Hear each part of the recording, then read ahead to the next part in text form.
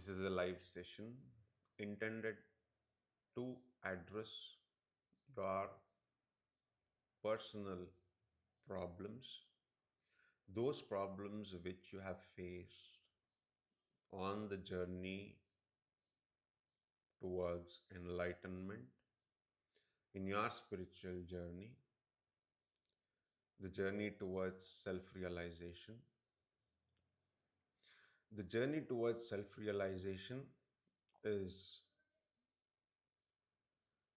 not easy or hard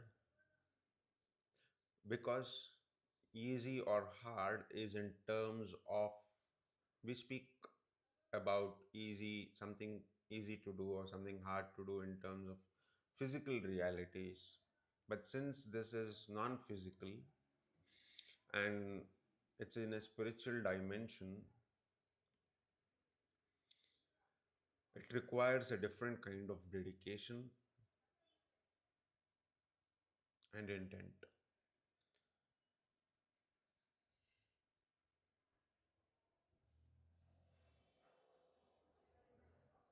When anybody is born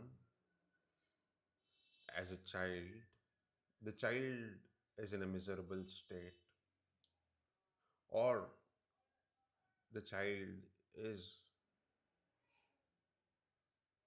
in a mild state of fear, fears the elders, is mostly not capable of getting anything done by himself or herself. It's not actually a blissful state for the child, but a person looking at the child thinks ignorance is bliss because the child is lost, looks lost in some wonder world. That's not an enlightened state. That's not the state of bliss you are looking for.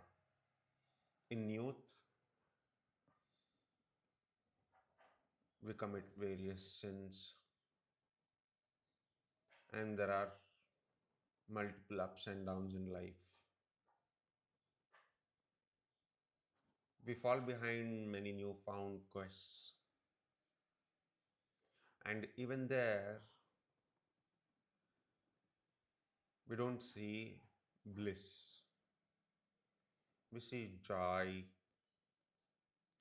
but it is minuscule in comparison with the joy of enlightenment or self realization. And that's what all sages, anybody whom I have looked up to for guidance, any scripture says.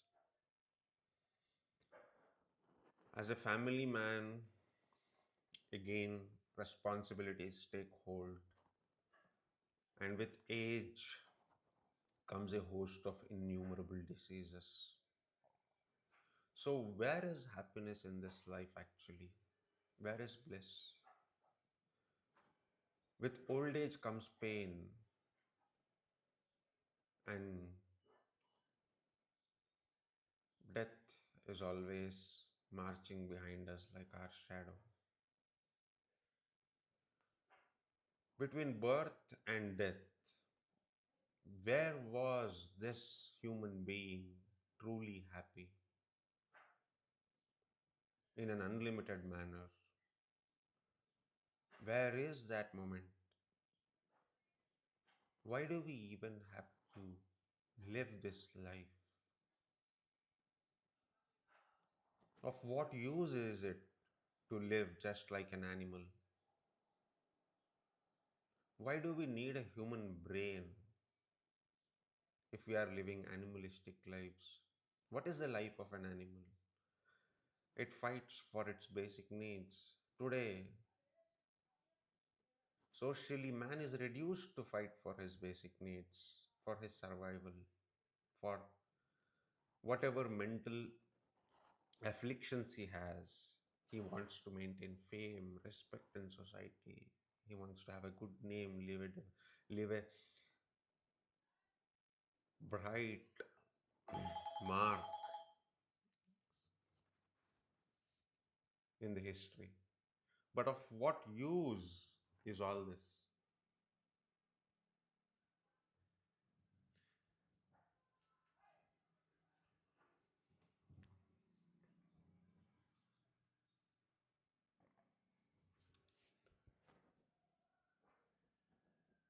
All these are our afflictions.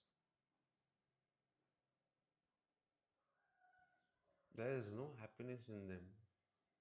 There's happiness in freedom, absolute freedom. How can you attain that freedom? That is the question.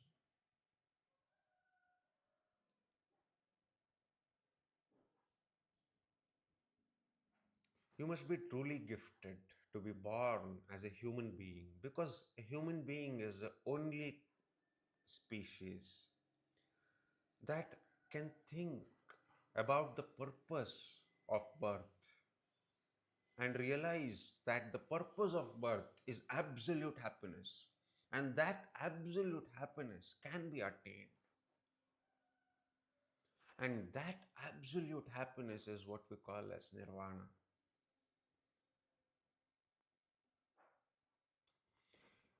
Moksha is something that happens to a person on death, but while alive,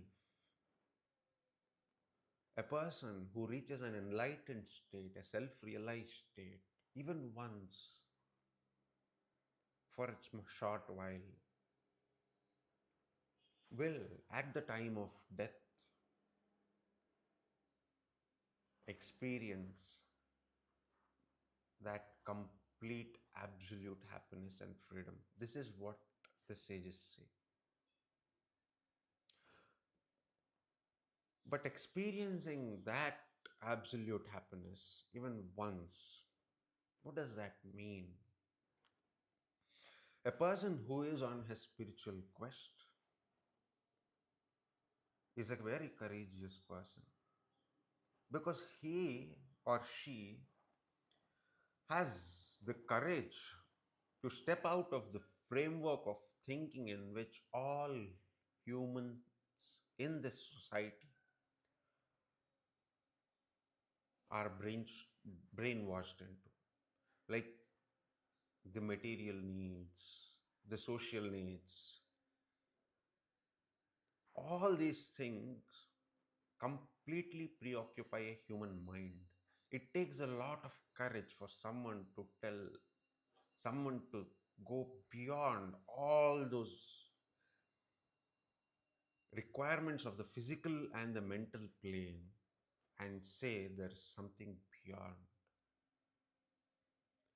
Somebody who can figure out this part is blessed by birth. Sages have always told that a person who says so has had great merits in his previous births, and that's why now this birth is turning out fruitful. The person can at least realize or know that the purpose of birth is beyond the physical and the mental plane. Such a person starts walking in the direction of self realization. And this journey is the spiritual journey. Once a person starts the spiritual journey in its true sense, in the most courageous ways, defying all norms in society, he is called a Veera. A Veera, under guidance from a teacher,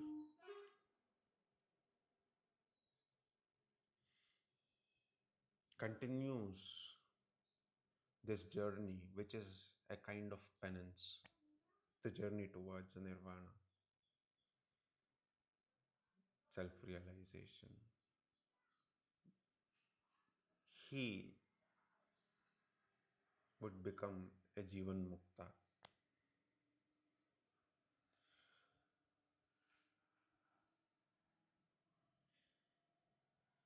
with significant progress. This Veera gets to taste the divine reality, that absolute freedom, and be enlightened. He then figures out what happens at birth, what happens at death.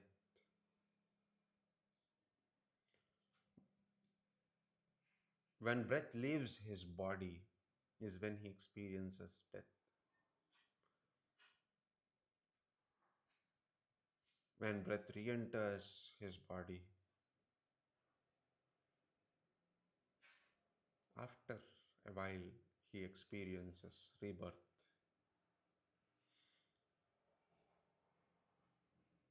A person who crosses that stage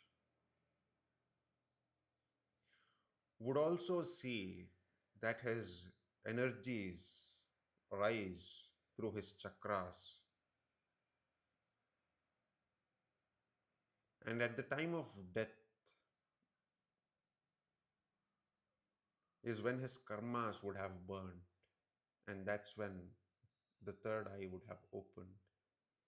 On rebirth, he will see his third eye completely open. And when he rises beyond the third eye, he will hear bells in his crown, in his cranium.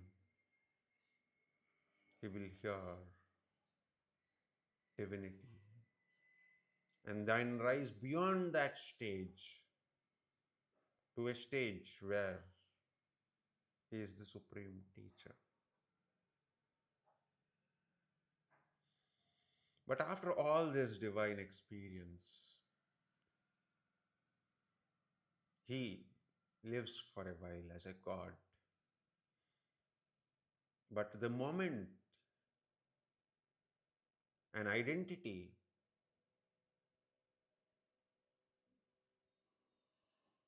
is something he identifies himself with, for example, he calls himself, he thinks of himself as this or that,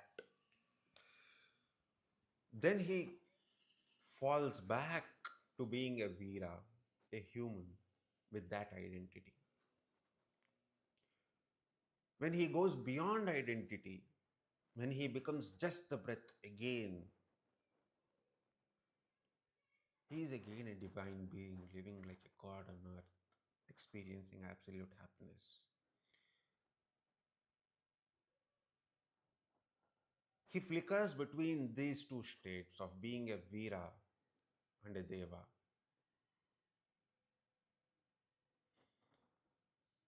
It takes time for him to stabilize in that Devata state.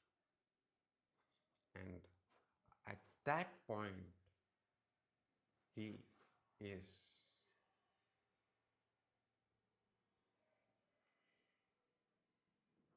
where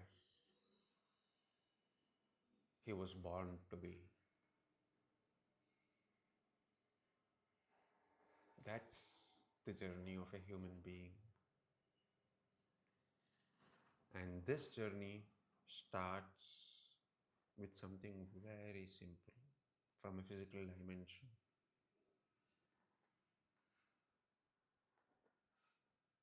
Just by observing your breath. But to make this journey happen,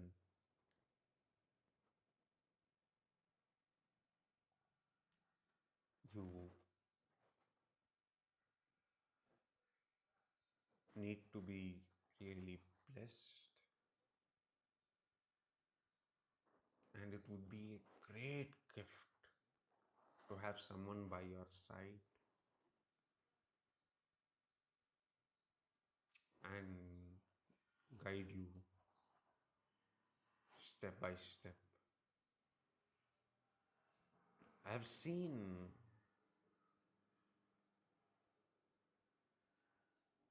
many people who are really interested to take up this spiritual journey but have been guided wrongly. There is no generic guidance. All guidance is personal. The generic guidance that can be given is the least useful form.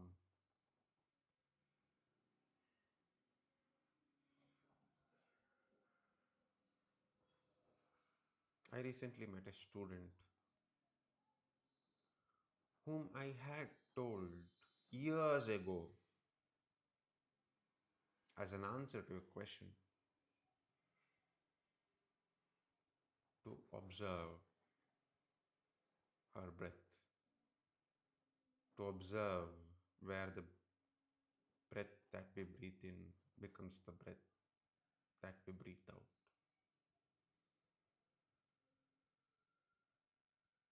Recently, when I met that student, I realized that she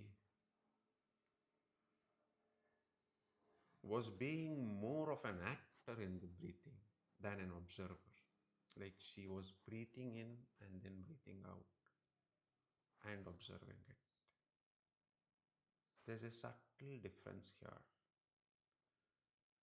My guidance was to observe the breath, not to be the actor, to be a passive observer.